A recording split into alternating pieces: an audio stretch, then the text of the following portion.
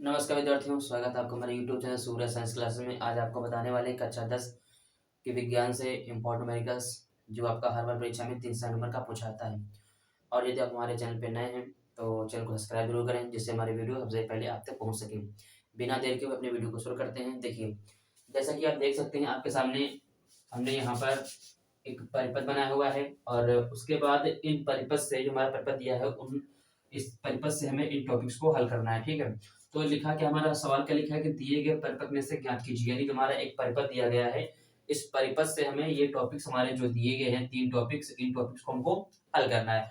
Topics हमारे कौन कौन से हैं कि तुल्य प्रतिरोध ज्ञात करना है, परिपथ की धारा ज्ञात करनी है, 3 ओम प्रतिरोध के लिए हमें विभवांतर यहाँ पर ज्ञात करना है। ठीक है, तो सबसे पहले हम क्या करते हैं, परिपथ को समझ लेते हैं। परिपथ से समझने के बाद हम इन टॉपिक्स को हल करने वाले हैं। ठीक है, तो यहाँ पे हमें 4 प्रतिरोध दिए गए हैं। ठीक है, जिसमें हमारा पहला प्रतिरोध 1 ओम दिया है, ये हमारा 2 ओम दिया गया है, ये हमारा 2 ओम दिया गया है और ये हमारा 3 ओम दिया गया है। ठीक है, तो एक 10 वोल्ट की जो बैटरी है, ठीक है, इससे जोड़ दिया गया है इन प्रतिरोधों को। ठीक है, परिपथ के माध्यम से।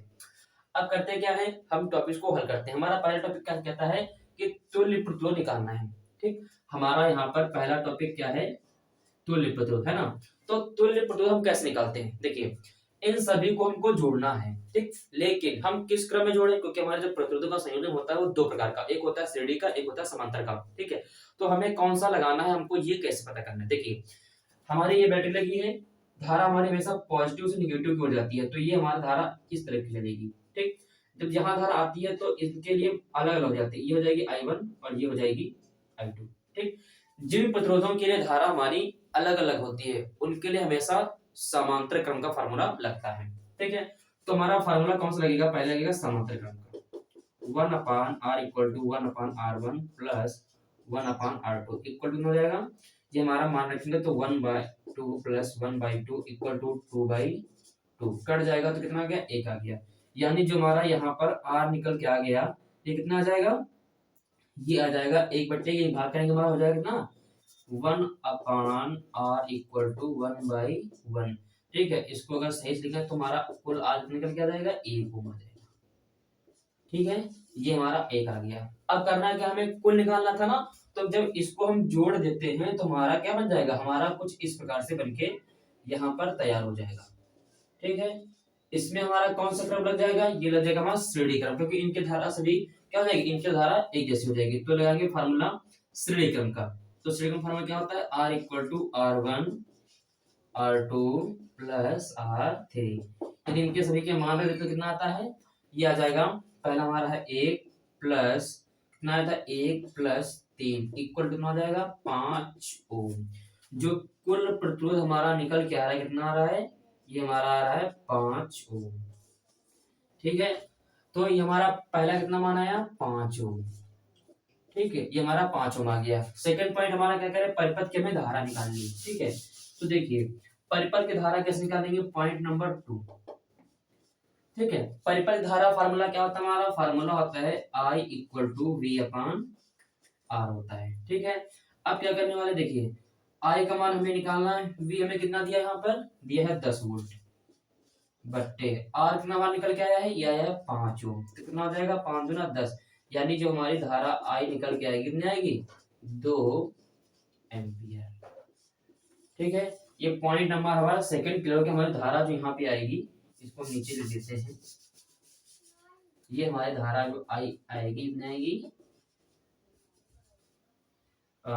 2 एम्पियर, 2 एम्पियर। ठीक है, जो धारा हमारी निकल कितनी आ रही है, 2 एम्पियर धारा हमारी निकल के आ रही है। पॉइंट नंबर में 3 क्या कह रहा था, देखिए पॉइंट नंबर 3 है 3 ओम प्रतिरोध के लिए हमें क्या निकालना है, 3 ओम प्रतिरोध के लिए हमें विभवांतर निकालना है। ठीक है, पॉइंट नंबर हमारा कौन सा है, 3। ठीक है, तो विभवांतर फॉर्मूला क्या होता है, V इक्वल टू I होता है। ठीक है, हमें V निकालना है, लेकिन किसके निकालना है, केवल 3 ओम के लिए। ठीक है, तो I कितने हमारा निकल के आई है, I देखिए यहाँ पे 2 एम्पियर इनटू ये हमारा कितना दिया है, क्योंकि किसके इसके निकाल रहे हैं। ठीक है, इसके लिए कितना लेंगे, 3 ओम।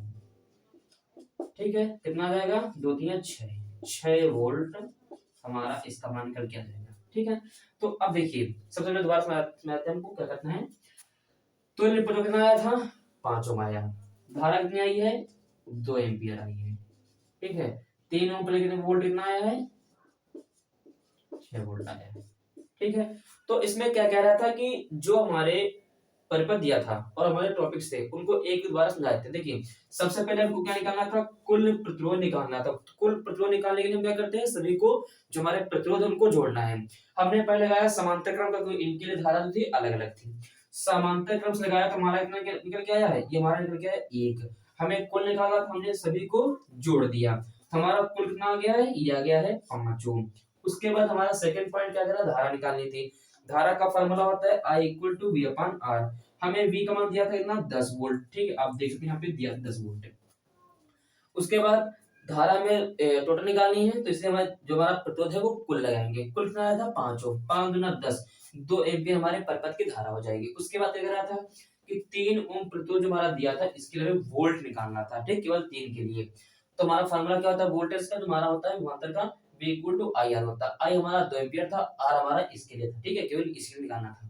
तो 2 3 हो जाएगा 6 हो जाएगा, 6 वोल्ट आ जाएगा, जो 3 ओम प्रतिरोध दिया उसके लिए विभवांतर होता है। ठीक है, तो आज का हमारा जो टॉपिक था ये समाप्त होता है। ठीक, और चाहे तो आप इसे एक स्क्रीनशॉट भी कर सकते हैं, क्योंकि इससे आप क्या आपको आसानी मिलेगी दोबारा हल करने के लिए। ठीक है, तो आज हमारा टॉपिक ये समाप्त होता है। मिलते हैं नेक्स्ट वीडियो में, तब तक के लिए जय हिंद जय भारत।